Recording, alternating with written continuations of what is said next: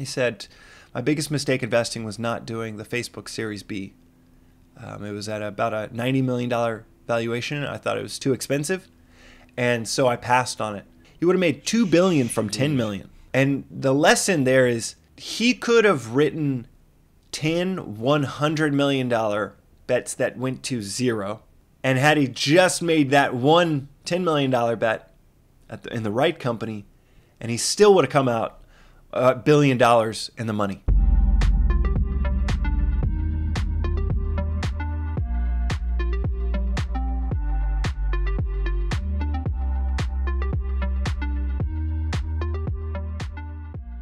Welcome back to Making Bread, where we talk about all the new ways to make money using the technology of 2022. I'm your host, NFL quarterback Matt Barkley. My guest today has been very, very successful in both making money and making a difference. I mean, not many people can say that they were selected to the Forbes 30 Under 30 list, and also worked in development and poverty alleviation in Africa. It's amazing. But James Beshara can make that claim. He's an investor, advisor, author, podcast host. The list goes on and on and on. So I'm excited to pick his brain. Love that you're here, James. What is up, man? Thanks for having me, Matt. This is going to be fun. I saw your first episode, and that was great. So I'm excited to be here. I love surrounding myself with people that are much, much, much smarter than myself, and you are one of those people. We have a few mutual friends, and I'm glad the connection was made a while back. But again, you have an unbelievable track record as an investor that speaks for itself, which we'll dive into in a little bit. But you're living in California now after migrating from Texas. It kind of seems like people are doing it the other way around now. What's keeping you around? Yeah, well, there's two perspectives that I have on. We live here in Santa Monica, right by the beach, and we love it. I love to surf. One perspective on it is just, it's kind of like once you catch that first wave in surfing, or once you live by the ocean for a little bit, it is so hard to ever do anything different because it is just, I don't know, mind, body, soul. It's so great for all of them. And then two, it is definitely expensive, and so it is everyone that's going back to Texas or going to Texas for the first time, or just going somewhere cheaper. It makes sense. I think my other perspective on it is just like it is. If you can find a great spot, a great corner, it is like the Four Seasons. It's really, really nice in California, but it ain't cheap. No, but you that's pay that not weather really tax. Yeah, exactly. The weather tax, but it's not really a good example to be like, hey, Four Seasons is expensive, so only spend time in the Holiday Inn. I think. Well, I'm sure as an investor too, the amount of deal flow in California. I mean, I know you spent time in the Bay Area as well, but a lot is going on where you kind of do need to be around that scene, right? Yeah, that's probably the underlying. That's the logical side. There's a great term that Brian Eno came up with. Who's a music producer, musician. He's called it genius, and his viewpoint was that genius is only formed in a network of other intelligent individuals, and it is through that network that it gets formed. Bob Dylan would not be Bob Dylan if he stayed in Duluth, Minnesota. He had to go to Bleecker Street and interact and chum it up, learn from, get criticized by all of the good, all of the bad of being in that scene. And I think that's certainly similar for startup building and startup investing to a good degree. No doubt. I will say, though, whenever I get off the airplane in, whether it's LAX or down in Orange County, and smelling that sweet, salty air, there's just something about it. Like you're saying, it's hard to beat. Speaking of that ocean air and the beautiful waters of the Pacific Ocean, let's get into our next segment we call whale watching. Great segue. Amazon workers at a New York warehouse have voted to unionize. It's the first union formed by Amazon workers anywhere in the world. So as an investor, I got to ask you, how would news like this affect your decision to put money into Amazon? I think they are going to be a formidable force for the next 20 years. I think Amazon is honestly building a $20 trillion company. Yeah.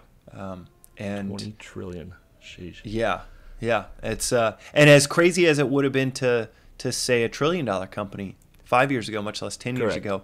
In 10 years, I think they're going to be a $20 trillion company. That's 20x growth in 10 years from obviously a very mature company. I think they've laid all that groundwork. But when employees see their employer as adversary, and that's typically what happens, even with the best intentions of unions, then it's typically a really, really different type of working environment. And I don't know if that's going to be a very healthy thing beyond this, the momentum of the last 3 decades carrying them through this one. I don't know if that ends up becoming a pretty big headwind internally, a decade from now. Definitely something to keep our eyes on as that forms. According to Bloomberg, Sam Bankman-Fried, a 30-year-old who founded the crypto exchange FTX, is on a mission to give away his money. Although he keeps making it at a high rate, that makes it hard to go broke. If you suddenly had $1 billion to give away, where would you send it? I would it's actually very, very, what a problem to have. But that's a great question. And I rarely get to talk about on business things. I rarely get to talk about a very important part of my personal life, but that's within 2 areas: mental health, and then also within this ancient Indian philosophy called Vedanta that I study every morning, and it's the source of nearly all Eastern philosophy. It's 5, 6, 7,000 years old. We don't really know how old it is, and that philosophy, I would basically start a massive, amazing surf and yoga ranch somewhere and give it all away there and make it free for people to be able to attend. I'm sure you could create the biggest waves with $1 billion. Yeah. And that's surf the perfect wave nonstop. Well, I think that's, I have, you mentioned the podcast dedicated to the inner journey of creating and what happens between the ears when you set out to create a podcast, create a company. As an artist, as a musician, it doesn't really matter what you create, but we all have, when you do it and you go from like the first or second row of the spectator seats to you on the field, it is so wildly different that for those that do make that the leap to actually put themselves in the arena on the field, managing our psychology is, I'd love to ask you like how you learn to manage your psychology to become a winner on such a crazy scale, because I imagine you probably, since you're 10, 11, 12, would look around and you'd say like, man, that attitude is like, doesn't matter the talent, that's going to take them down. That attitude's going to take them down. So what I love about this, and my podcast called Below the Line is dedicated to asking leaders, founders, creators, researchers about what they've learned to optimize that inner side of the journey. But I'd love to, I know that we're in the middle of Whale Watchers, but could I ask you, like, did you, if that's accurate, could you just see people's mentality and be like, God, 100%. They are effed? I mean, we could probably launch a whole new series dedicated just to that mental aspect of, I guess, elite performance, because it really does make all the difference. And you see all the talent in the world, and you're just heartbroken knowing that it was wasted because they weren't in the right mental frame of mind, or they didn't push themselves the way they could have, and it makes a big difference. So yeah. Well, the two areas that I would donate would be, one is towards mental health and the aspects of mental health that make us ill. And I've dealt with depression in my life. My family I had a sister who passed away from taking her own life when I was 15, and have just 20 years of direct and indirect relationships with mental illness.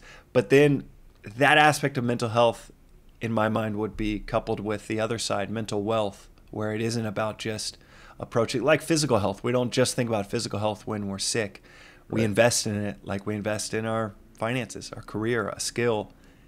I think there's a fair amount of progress to be made for us as humans to invest in our mental wealth when things are seemingly okay, rather than only thinking about it when things go south. So yes, I could find a way to give away $1 billion, I think. There you go. I love that.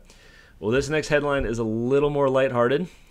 I'll tell you this. More than 100 plaintiffs are listed in a class action lawsuit against Burger King, all right, alleging that the pictures of sandwiches on the ads are bigger than the sandwiches that they actually sell. So if you were a juror in this case, which side are you ruling in favor of?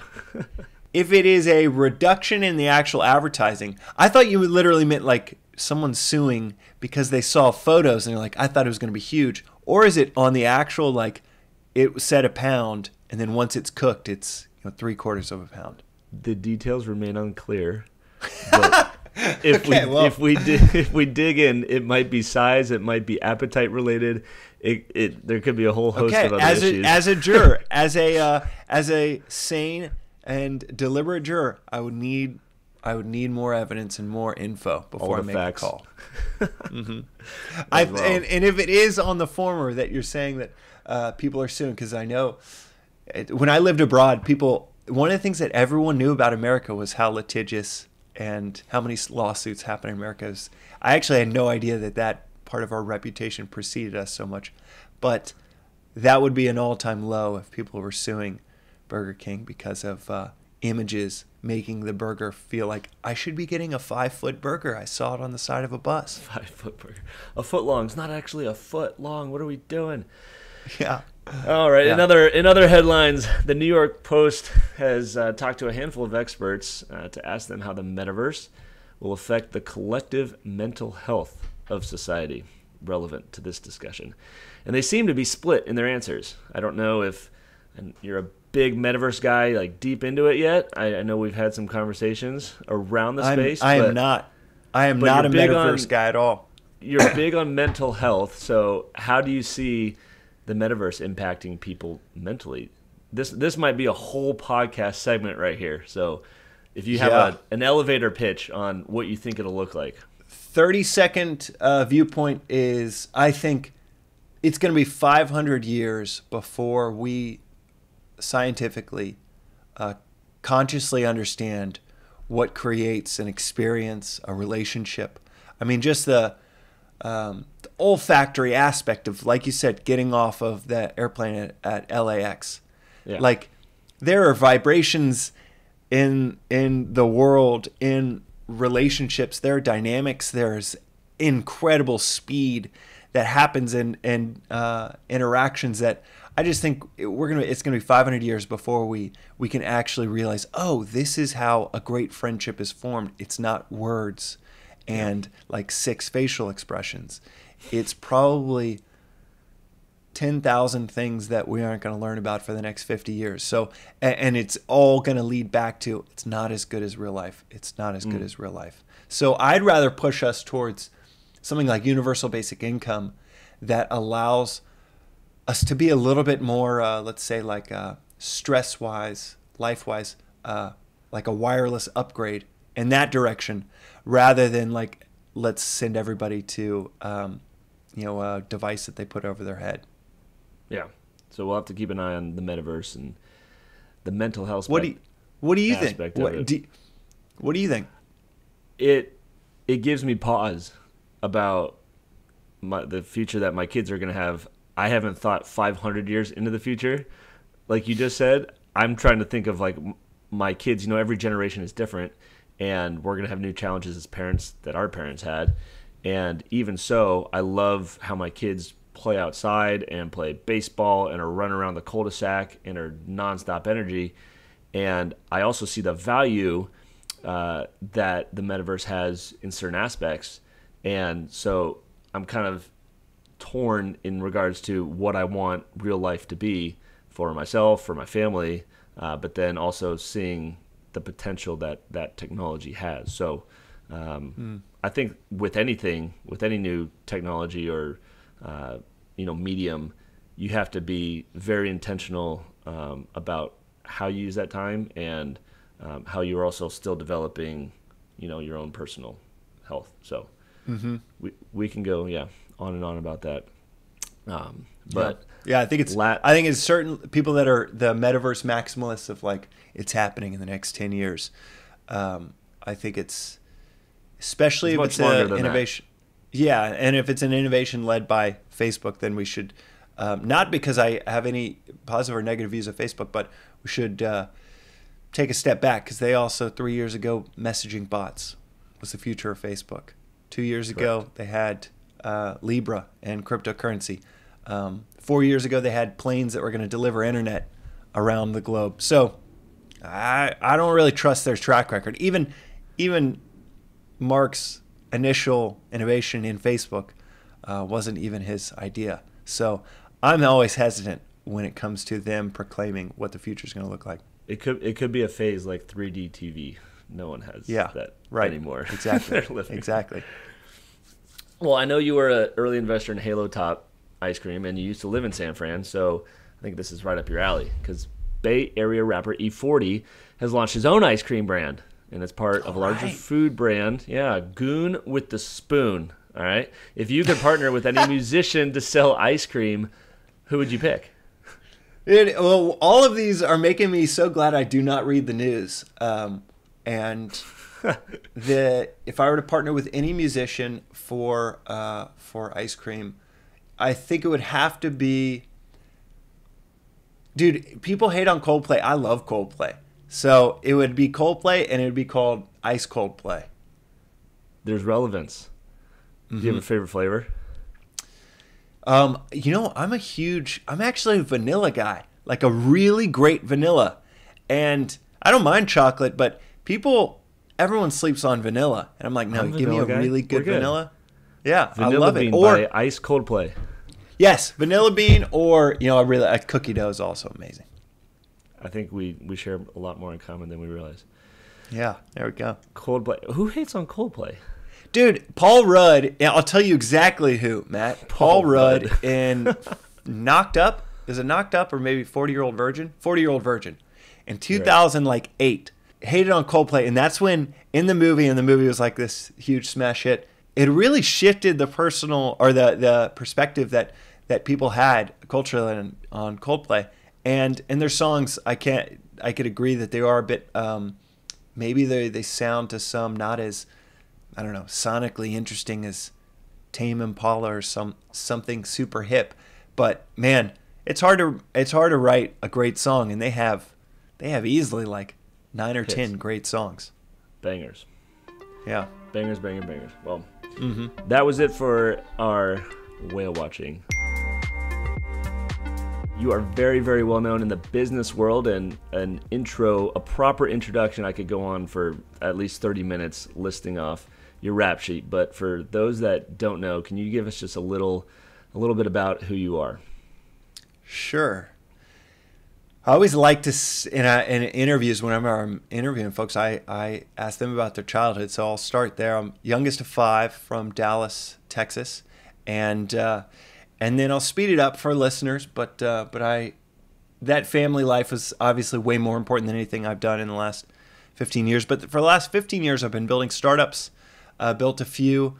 I've had some go up, some go down. My last company sold to Airbnb. It was a payments technology company called Tilt. And at Airbnb, that was about 5 years ago at Airbnb, I was able to start investing a little bit more. 9 years ago is when I made my first investment, but 5 years ago is when I was able to invest in mainly my friends' companies right in the heart of Silicon Valley.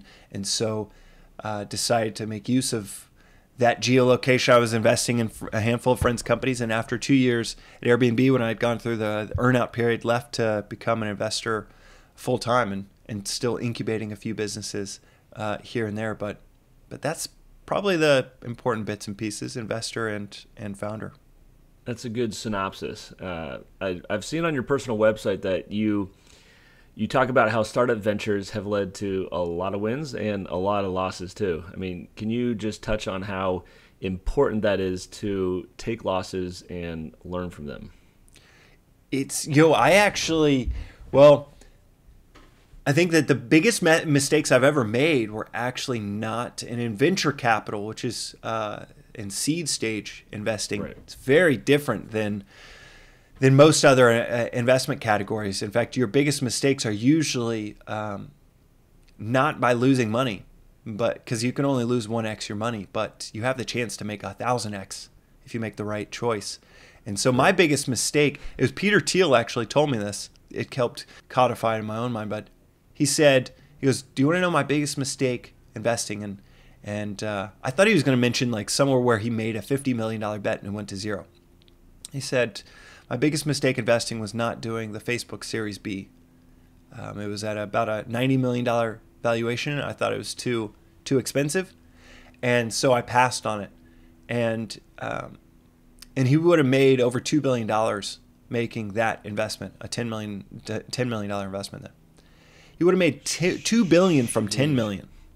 And the lesson there is he could have written 10 $100 million bets that went to zero. And had he just made that one $10 million bet in the right company, and he still would have come out $1 billion in the money. He still would have made $1 billion after losing $1 billion in 10 bad ones. So in seed stage investing, and this does tie into crypto and Web3 investments, that's the thing I have to watch out for as a seed stage investor is what are the companies that are going to have these 100, 400, 1,000x potential returns, and how do I make sure I don't miss out on those? Not so much the conventional the way I used to think, which is, oh, don't lose money. I mean, that's Warren Buffett's number one rule is do not lose money. And that's actually a pretty terrible rule when you get to the other end of the spectrum with startup investing. Well, one of those deals that took off like a rocket ship for you was Clubhouse in this last pandemic when everyone was home, audio was king, and it was the perfect space for ideas and all these different rooms to form. What was that whole process like? The process was I wrote an essay on podcasting and how important, influential it has been and will be. Basically just saying that it is the most effective communications medium we've ever come up with. And efficacy being the size of the audience that can hear it and the cost to produce it. So like right now, you and I having this conversation, it's an hour of our time. We don't need to write a book that takes 8 months. There's no like extremely painful editing process. It's not, you make a book, no traveling. Exactly. You make a book, you sell it for $20. People have to pay $20 to buy it after your 8 months. Podcast. It's just all of these things are wildly different with a podcast. You can make it, ship it globally instantaneously. Anyone can consume it for free around the globe. It is crazy how we have created this medium of communication and media. And it also allows for these types of conversations amongst any number of 1,000 niche conversations that people are diving into each day. So I wrote this post talking about how podcasts are going to be one of the biggest forces in elevating our collective consciousness as a society. Just kind of bring us out of the dark ages of 4 channels, controlling a narrative, 5-minute news segments on things you might really want to spend 3 hours. Yeah. So I wrote that, and then one of the founders of Clubhouse, who's a friend, reached out and said, hey, I want to tell you about what I'm building. And so he told me about what he was building. And what's interesting, Matt, is he was building a company at that time. It was called Talk Show. And it was just an idea. And it actually had nothing to do with what ended up becoming Clubhouse. What I invested in was, going back to your last question of making mistakes or failures, in venture investing, the biggest advice I give to folks is whatever amount you want to put into early stage technology startups, divide it by 10, and you've got to make 10 bets, because what you want to maximize is learning and the fact that it's the beginning of what's called portfolio theory.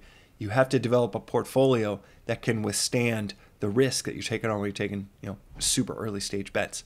Yeah. All 10 of anyone that invests like 2 or 3 companies is doing it so wrong, in my opinion, because the chances that they succeed is low. Maybe it's a 10% chance each. Not only that, but you're also going to learn so little. And the real win is if you can make 2x your money with 9 of the companies going bust, one of them being a 20x investment. You make 2x your money mathematically, but you also get a crap ton of learning. Knowledge, and you basically get an MBA and a PhD in startup investing with 10. Then you can leverage that for the next 50 years. And so going back to Clubhouse with them, whenever I make an investment, I'm not thinking what are the odds that this, and Mark Andreessen's famous for a quote. He said, the best investors don't think what are the odds that this succeeds. The best investors think, what does the world look like if it does? If Facebook wins, that's a potential 2000x return. If Paul, super smart founder, building something in the podcasting space that between you and I does not have much innovation happening, it's still basically the same modules of episodes that people have been doing for 10, 15 years. Not much innovation is taking place. If someone can innovate in that space and make it easier to discover and create, wow, what does the world look like? That could be a 10, 20, $50 billion company. And Paul is super smart, had built things before. So then I was like, okay, I'll write a $50,000 check. And it was just on a Sunday before he told me the idea on like a Wednesday or Thursday. And that Sunday I was at lunch with my wife, and I was just telling her about it. I always become a better investor when I tell her about things that I'm thinking about investing in. Telling her about it, and during that lunch, within like 7 minutes, 10 minutes of me explaining, I was like, damn, this thing could be huge. Okay, let me call him right now. And I left the lunch right then, called him and said, hey, can I write you a check for $50,000? There you go. And it wasn't necessarily huge in terms of the monetary value. You really did see vision in the impact it could have with conversation, with ideas, with growth, right? I have never calculated my IRR. I have someone on that. I've got a great admin that does that, but I've never done it. I've never thought, just because it's always in motion and it just doesn't really matter because it's moving so much. And it's like taking a picture of the ocean and then figuring out how to surf. And so similarly, I've never thought in the future, what could this be financially? It's just, do I see a wave coming, and can I jump on that wave, somehow get the shoulder of it? Could be fun. I'm not thinking about like, all right, this might be the ride of my life, or I hope this delivers X, Y, or Z. It's just like, okay, this looks like could be a fun one to try to ride. How did that become so important to you? Because, I mean, this podcast is about making money and investing, but, I mean, one thing I love about you is your vision, like I said, because every idea you have is we can make money and make the world a better place and change lives and impact people. How did you come to that conclusion, or where did it really pop and make sense to you? Well, likewise for you, I think it actually goes a lot back to that mental attitude. And I remember when we first met, we were in line at that buffet in the house with a bunch of other friends, and there was everyone else. There's probably a nice thread of certainly great, positive people, but no one was interested in talking about crypto or Web3 except for you. And so, and so like in a room where people see any direction that they could go in your pure personal curiosity, you're like, there's one guy that invests in this full time. I'm going to go chat with. I would like to chat with him about this. And you literally got my number, and you're like, I would love to chat about.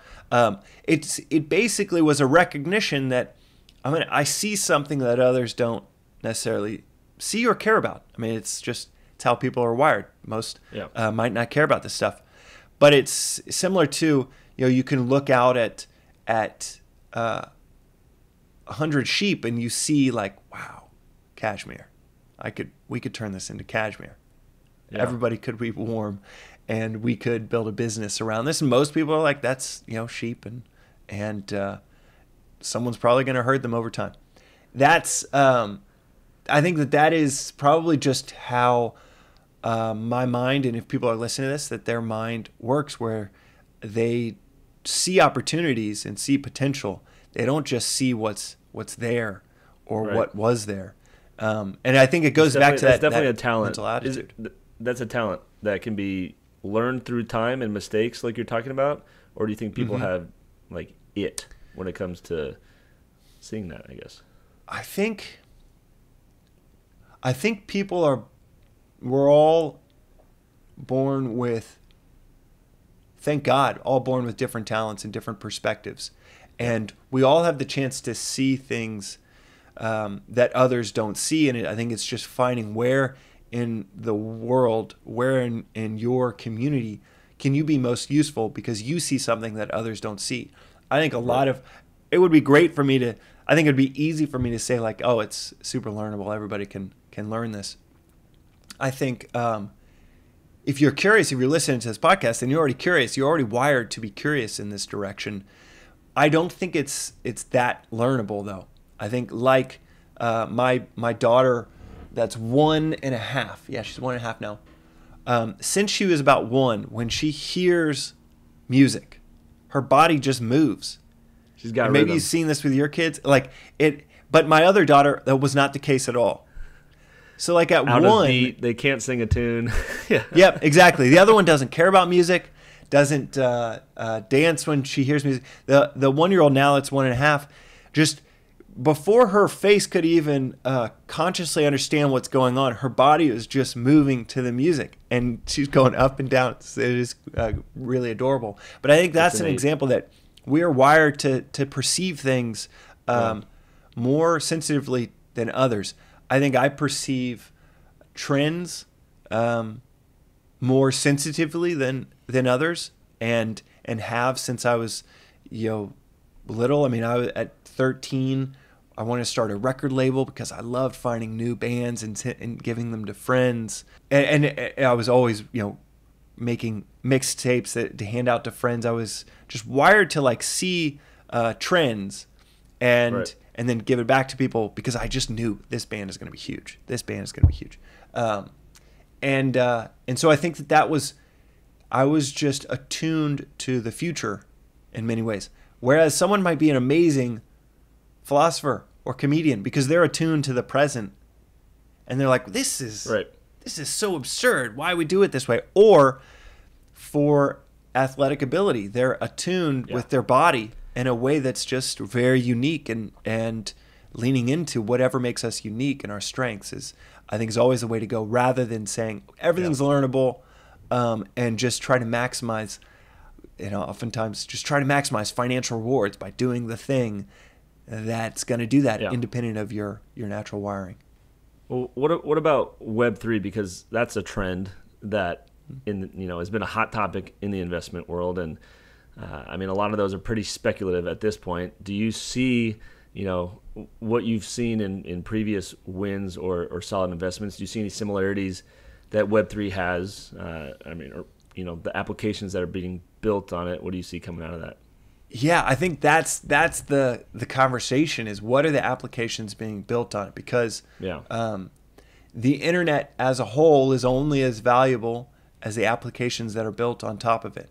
And as Mark Twain said, history doesn't repeat itself, but it does rhyme.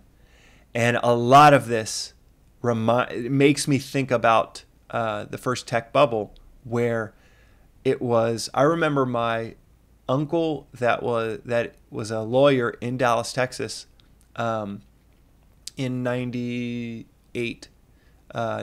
98. talking about all of these different tech stocks and why they were going to be cool.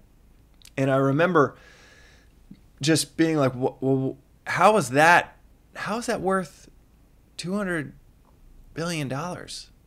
Like how is Yahoo? How is that worth? I don't understand.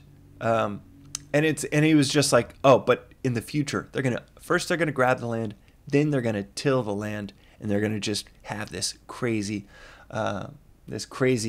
property, and people are investing now in what it's gonna be in the future, and I think just history's gonna rhyme, and that I look at a lot of the things that are launched, 99%, and I'm like, this is within crypto, within Web3, and I'm like, this is trash. But God bless everyone that is trying to build something in this direction, because I think they are directionally right.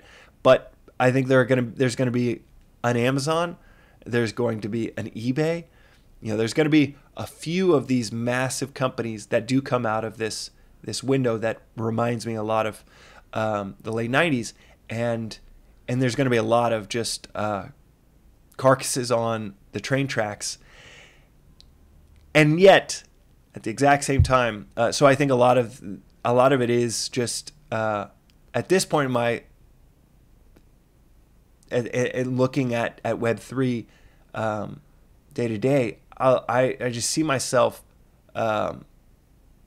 feeling like, okay, these are financial engineers. So you mentioned just going after vision and not going after results, and a lot of people are going after for, I'm gonna financially engineer my own $1 billion outcome, and I'm gonna give it away when I'm 30. And that, I think, is it's a really crappy way to build something to impact people's lives.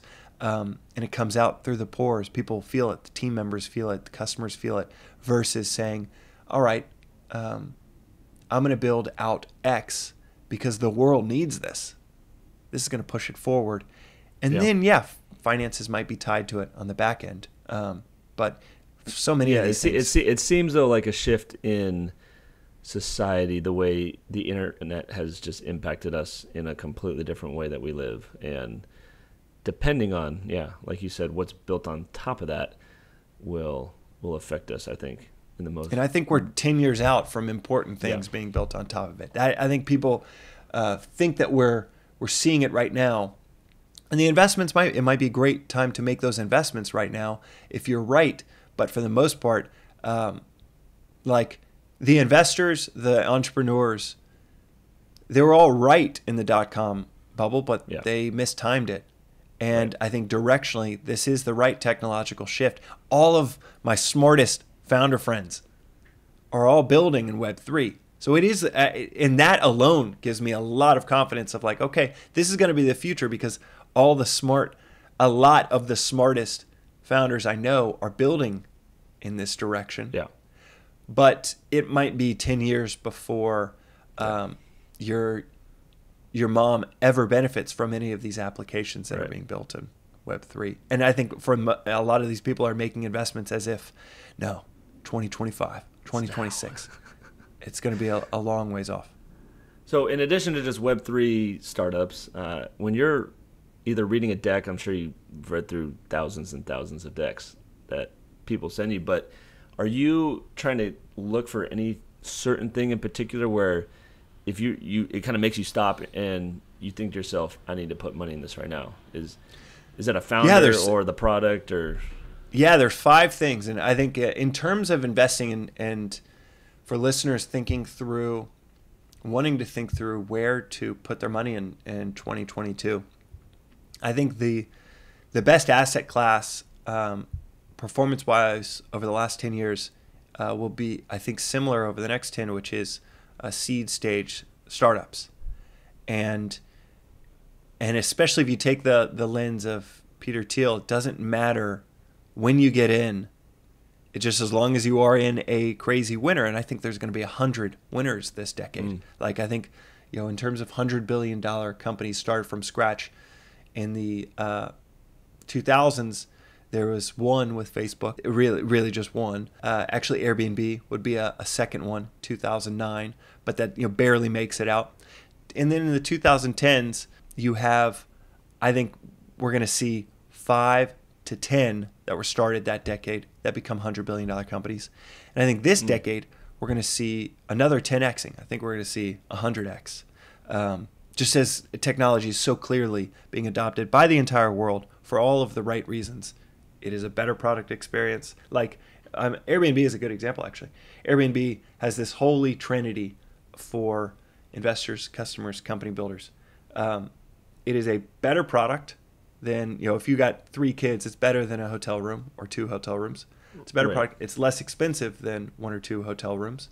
And it's more convenient. So a better product that is cheaper and more convenient to access, finding an Airbnb versus like, I'm going to book at this Marriott. I don't really know what the view's going to be like, what the room's going to be like, versus, Airbnb. That has a trifecta where it's very rare. Like I could start a shoe company tomorrow and it's not going to necessarily be the case that it's going to be better shoes at a cheaper price and it's going to, be a more convenient customer experience for you. So they have this holy trinity, and nearly any tech-enabled business that's going to displace an incumbent today that's built on an old paradigm 10, 20, 30 years back, that if not 50 years back, like Ford and versus Tesla, the mental calculus that I run in my head is, okay, everyone's going to want the product that's a better product that is a cheaper price and more convenient to access. Okay, how many other industries and major brands will we want over the next 10 years? Will we want technology businesses to replace and do it better? I think there's going to be quite a few of them, so maybe 100. So that means that where will the yield be for the next decade? I think it's going to be seed stage startups. I don't think it's going to be Web3 as a whole. I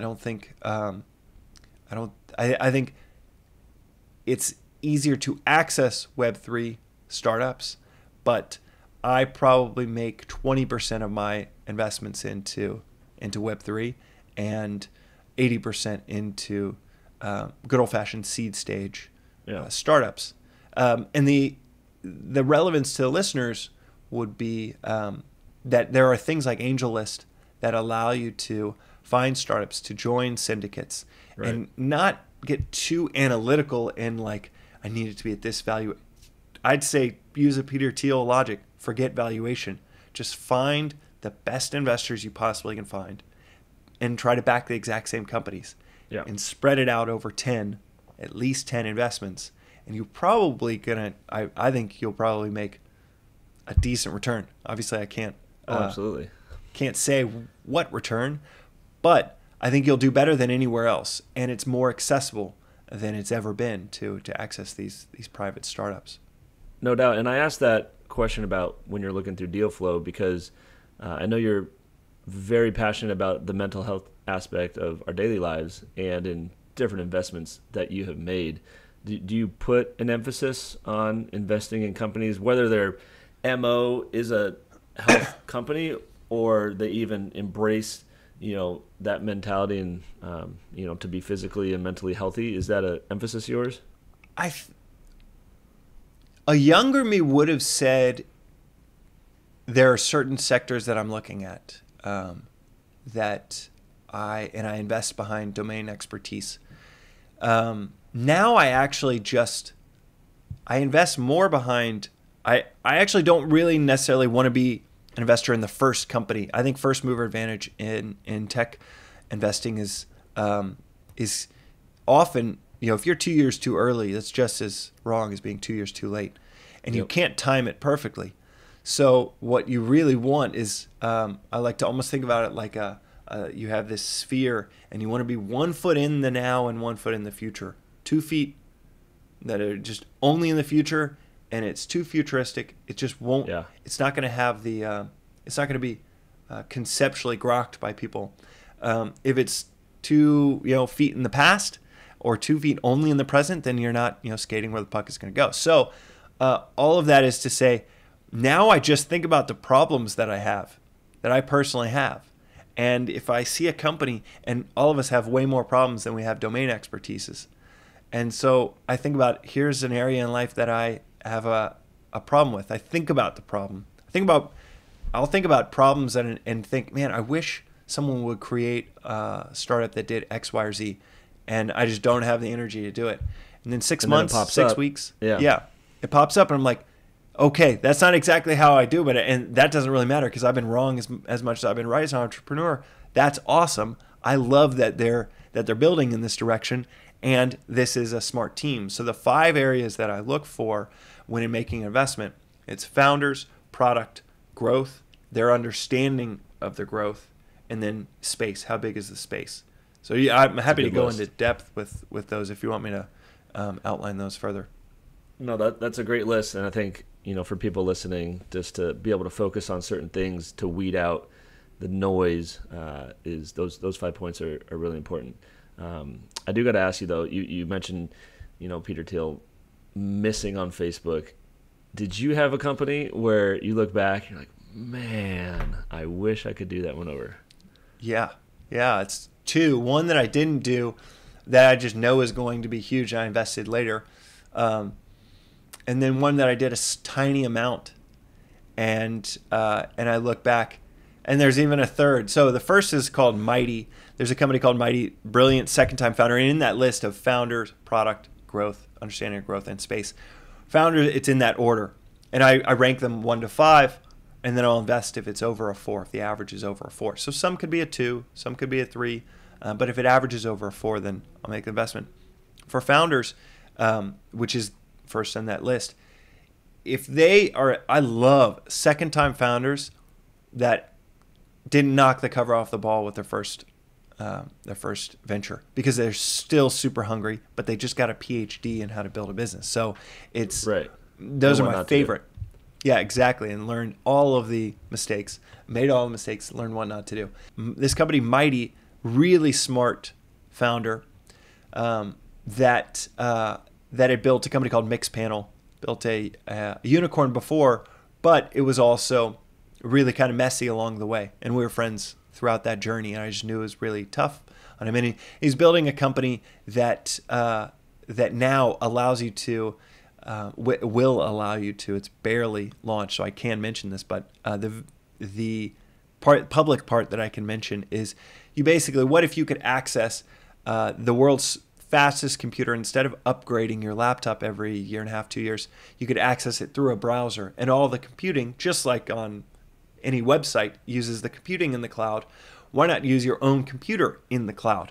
And it doesn't matter CPU. What exactly, remote CPU, and in like a 2022 really badass UI UX version of remote CPU, and it was a company that the founder chatted with me. The mistake I made was he chatted with me and he's like, James, I think I'm going to build this company. What do you think of this concept? And I'm like, man, I love it.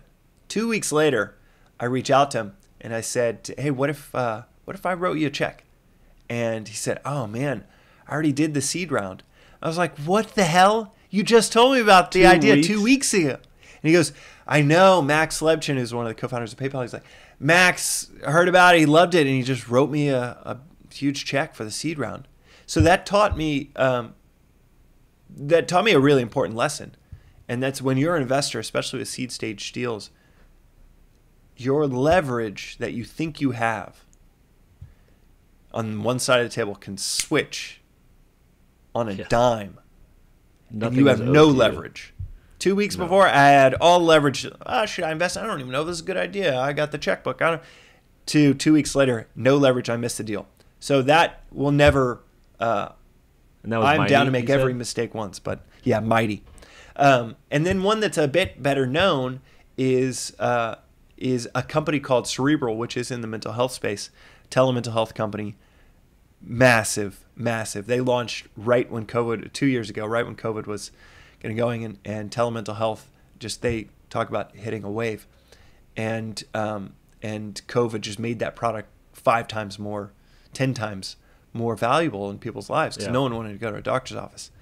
And the mistake that I had there, that Peter Thiel-esque mistake, like I've never really reflected on, I shouldn't have written a check. One time I did reflect on, don't write an investment as a favor. Never write an investment as a favor. If I feel like it's getting into favor territory, my antenna needs to go off of like, do not do it. Be a friend. Yeah. Be helpful. Help them how you can, but don't write an investment write a check because you're trying to do a favor. But the main examples that I really look at as like financially big mistakes is I don't mind losing 100K, losing 250K, as long as it's in this thesis, this portfolio theory of every company has a chance to be 100x. Right. And by definition, I'm not going to lose a lot. 2/3 will likely go to zero or near it. But then for anyone interested, you could do the math and you could see that it mathematically works out if you're right with a few of them. Right. And out of, let's say, a portfolio of 25 or 50 companies. So I think I'm at maybe a little over 100. And the other lesson that I learned was with this telemental health company called Cerebral. And I asked the founders to raise a SPV, a special purpose vehicle.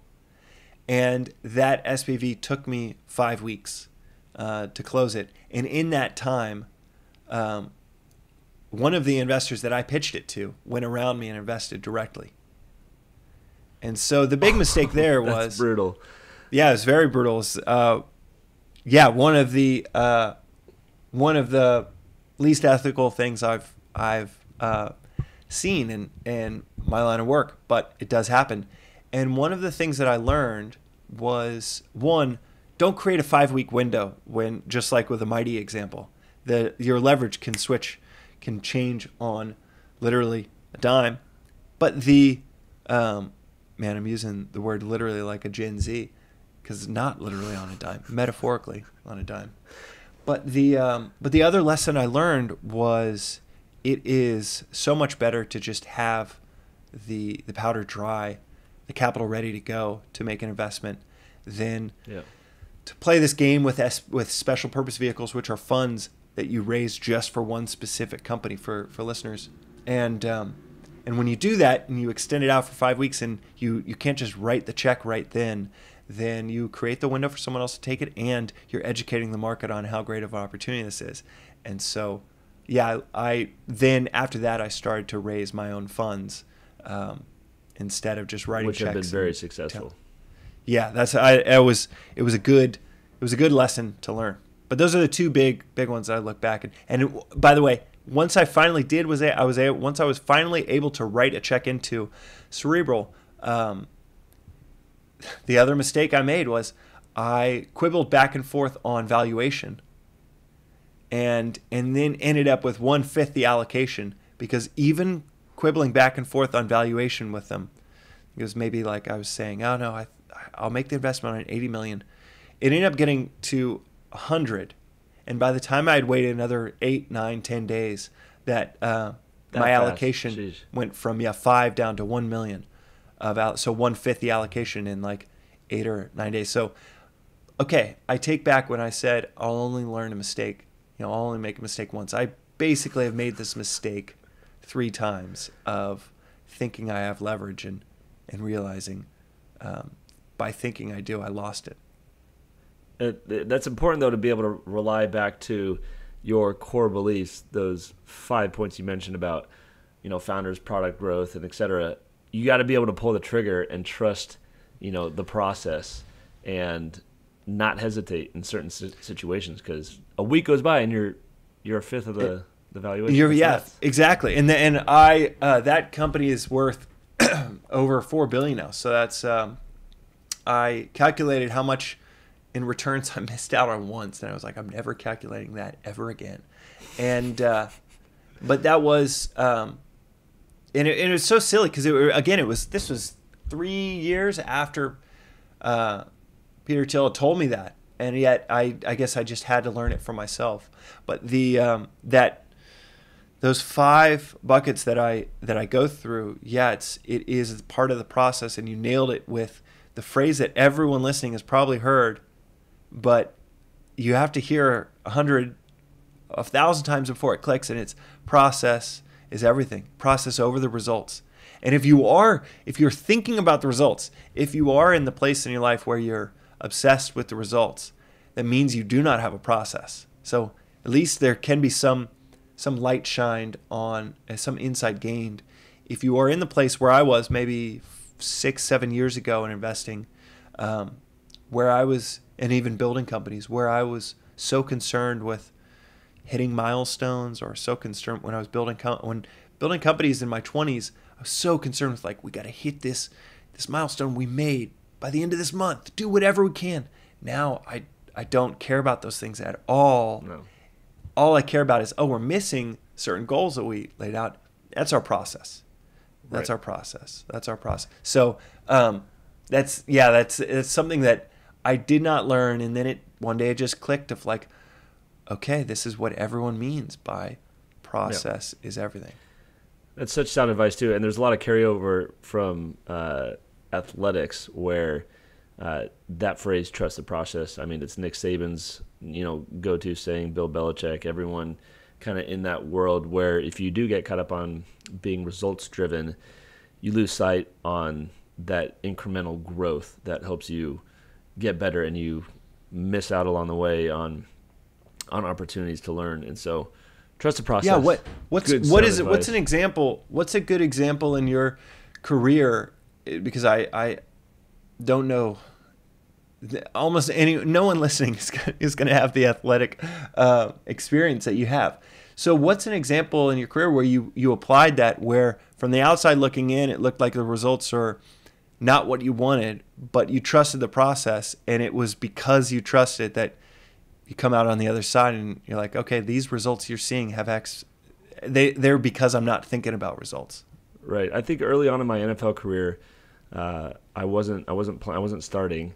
Right. I went from playing all 4 years in high school, started all 4 years at USC, and I was used to a certain way of learning. And a lot of that, maybe unknowingly, was results driven because I had success, and that's how I kind of based my performance on. But I was thrust into a new way of learning by watching practice, by being in the back and not getting every single rep. And so the first couple of years of my career, my private quarterback coach, Tom House, who's a legend in the space, actually brought this up through one of those tests that kind of assess your mental state, not like a Myers-Briggs, but along the same lines for sports. And that was like a glaring issue of, even in training, like when I was throwing the ball, I was so results driven, like whether it was a spiral or not, or whether it was perfectly accurate, rather than why was that happening? What's the issue that we can correct so it doesn't happen again? And it was a process I had to work through over the next couple of years, but definitely understood the value of trusting the process and not being results driven, because you can get so caught up and lose sight of goals and only focus on things that'll you ultimately will fail on, right? Even if you have success a couple times, if you keep being results driven, you're going to fail yourself. And so accepting that and being able to move forward through failure and still finding ways to learn from those mistakes, I think will get everyone around you as a quarterback. It gets everyone around you in a better place too. So I think the length of your career also, it's a testament to the fact that Biz Stone, who's co-founder of Twitter, is on my podcast recently, and he said, he goes, my byline should be Oscar-winning supporting actor, and I'm not in no way diminishing your ability to be an amazing quarterback on the field, but along the way you learned how to be this locker room all-star that helps with the entire offensive flow in a way that a coach can't do it, and a way that a starter can't. That's just on the field, you're seeing things that they can't see, and so that I think it's been a huge testament. Every team you've been on, that's one of the biggest parts of your reputation, and I think that is I had the seemingly sad admission probably 2 years ago where I was like, I think I'm a better investor than founder. Damn it. I wish I was a better founder. But that then I realized that might go back to your innate roles and the gifts of who you are, and pressing into those gifts, not trying to be something you're not. Exactly. It couldn't be more of the right way of looking at it, because that's the lens where it's the whole question should be, where can I be most useful? Not where can I make the most money, not where can I get the most admiration, name, fame, status,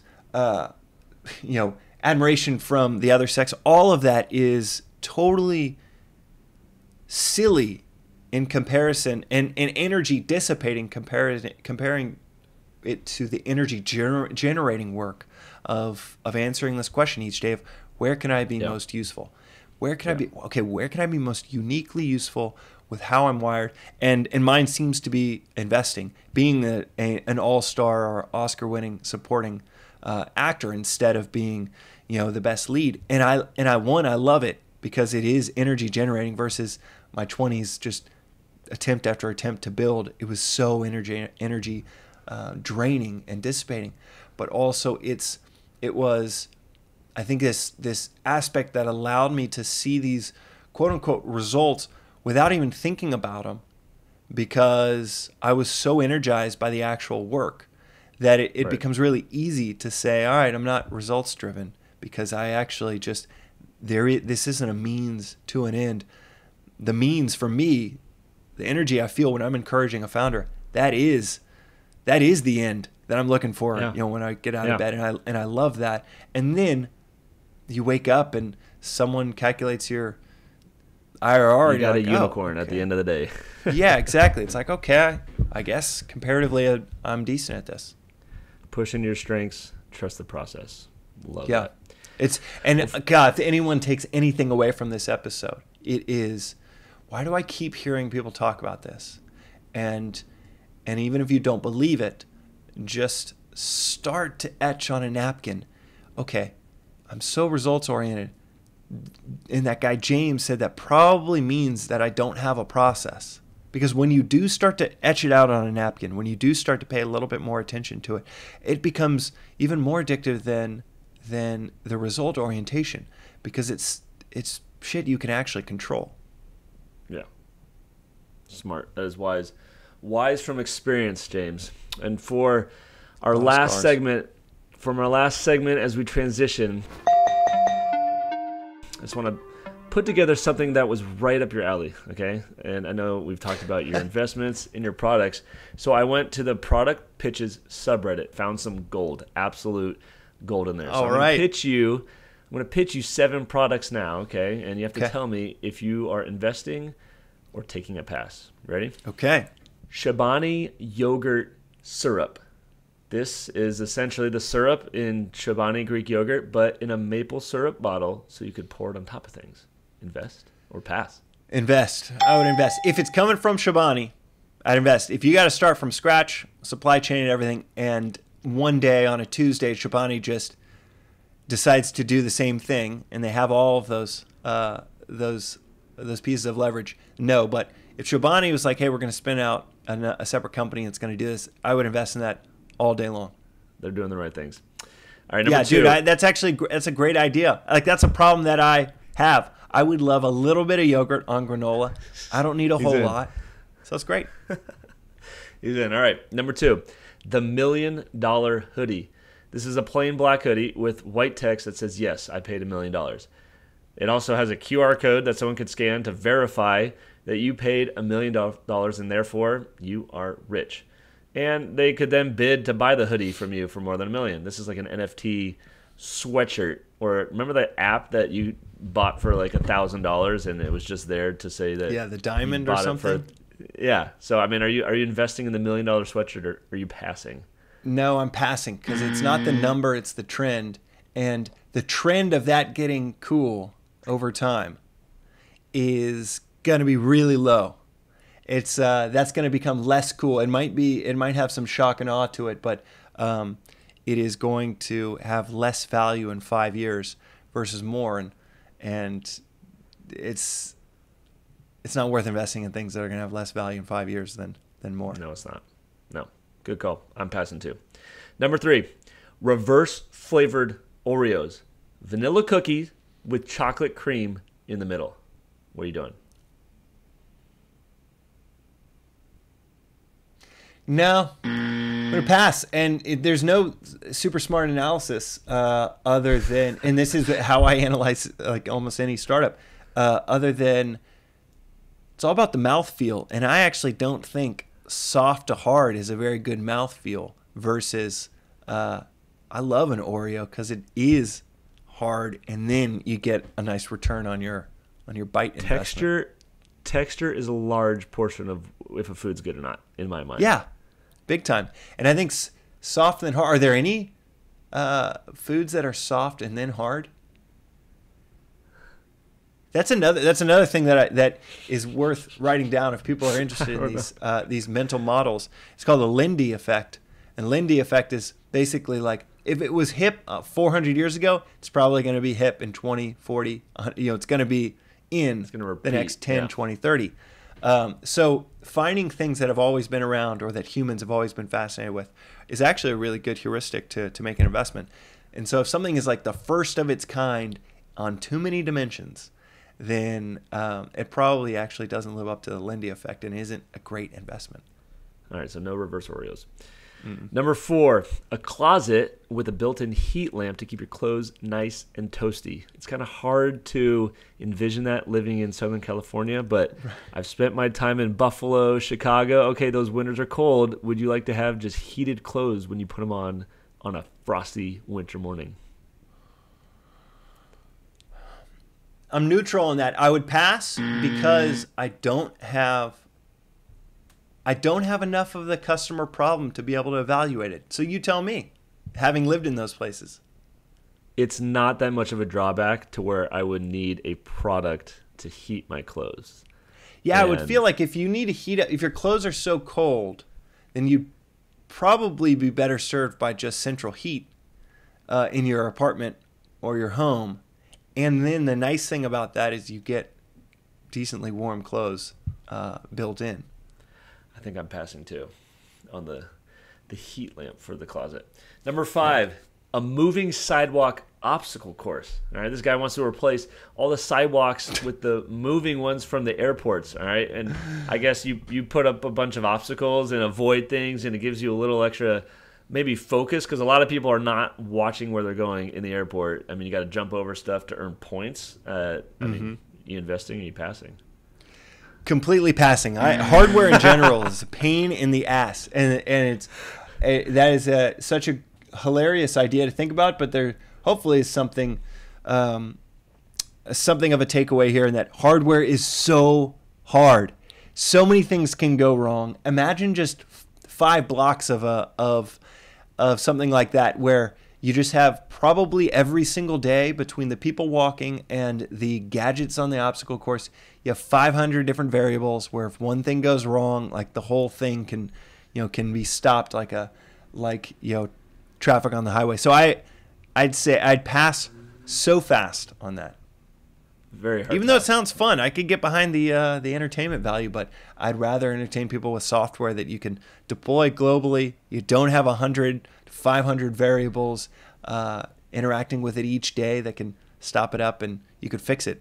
Deploy new code instantaneously with a fix versus, all right, we'll send our repair guy back out there. He'll get there back tomorrow to the airport. at 5. Yeah. Hard pass. All right, number 6. I mean, this product pitches subreddit. We gotta pick it up, boys. The automatic bench press. Okay, this is set up like a regular bench press, but you don't have to actually lift the bar. You just push a button, the bar lifts itself, but it gives you a number based on how hard you pushed the button. All right, this is an actual pitch. Okay, this number is how much you can bench press. Not sure why the bar is even there. I mean, but to be honest, whatever. Are you investing or are you passing? Passing. Too complicated for me to understand why I'd want it. And by definition, if the founder can't make it super simple, then every customer that you're going to need word of mouth from, they're not going to be able to simplify it down, even if they love it. So pass. Number 7, all right, last one, a poncho with a drawstring at the bottom. So if you don't feel like dealing with someone, you can pull the string and it turns into a huge bubble that surrounds you so they can't even talk to you. I mean, I don't know if we're still doing 6 feet of distance. That seems like an application, but invest. Yeah, that's or a pass. good COVID. Probably, well, definitely pass for sure. Definitely pass. But probably the reason being similar to the closet heater. I just don't. It's not a problem I've had, and so it's hard for me to evaluate them. It's not. There are so many businesses that are going to be amazing businesses, and I pass on because I didn't have the problem. But it makes it nearly impossible for me to evaluate the solution if I myself don't have the problem. So I don't even know if that really solves the problem for the people that have that. I love that analytical answer problem. for a drawstring poncho hypothetical product. That was perfect. Well, Hey, one I'm just for trying seven. to help subreddit. I learned so much from Reddit. I'm glad. I hope if this gets back to any of those folks, I'm able to give back. That's true. 1 for 7. That's kind of indicative of maybe companies that hit, maybe even a little high. But the Chobani syrup, we have a winner. Hopefully, we'll And see. I'll tell this to any listeners that are pitching: the world's greatest close rate in a sales team. Let's say you're like the best closer at Salesforce. Your close rate is going to be anywhere from 6 to 15%. At 15%, if you are an absolute killer. So that means 85% of the time when you're pitching your business, you're going to get no's, even if you're an absolute killer. So go into those, talk about building process. Build out the process where you know that, okay, 85% of people won't get this. If I can get close 15%, I'm killing it. And that means that you put 30 meetings down on the calendar and you get 5 saying yes. That's all you need. You don't care that 25 no's rack up. So who am I to the person building that self-isolation poncho? I'm just one no. I love it. Dude, I know you got to run. Thank you so much. I know I learned a lot, and everyone listening better have learned a lot because there was a lot of juicy knowledge in there. But thank you. Appreciate it, James. Well, thank you, Matt. Thank you, buddy. I look forward to coming back on the podcast and talking about which applications do become the killer applications for Web3. I think that's remains to be seen, but I think we all, the ones that care and are curious about the space, know that they are coming. We'll have to circle back too and see how your picks are done. We'll talk. Yeah. Thanks, dude. Bye, buddy. If you guys enjoyed the show, please remember to rate and leave a review or subscribe if you haven't already so that you never miss an episode. Thanks for listening. I'm Matt Barkley, and this has been Making Bread.